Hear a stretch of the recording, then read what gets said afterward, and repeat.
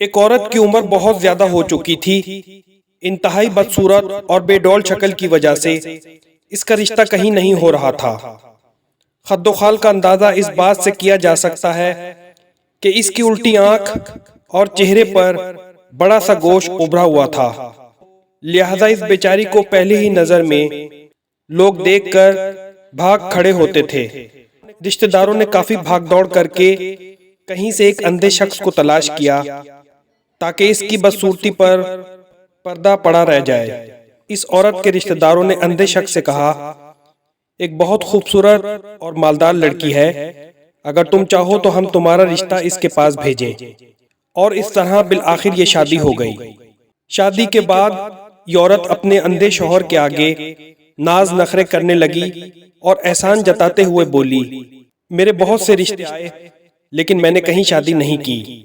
معلوم نہیں تو نے مجھ پر کون سا ایسا جادو کر دیا یا دعا کی کہ جس کی وجہ سے تیرا رشتہ آتے ہی میری زبان بند ہو گئی اور میں تجھے نہیں ٹھکرا سکی۔ اندھا کچھ دیر تک اپنی بیوی کے نخرے برداشت کرتا رہا اور آخرکار اس کی قوت برداشت نے جواب دے دیا۔ پھر اس نے اپنی بیوی سے کہا، اے عورت، تو کب تک مجھ پر احسان جتاتی رہے گی؟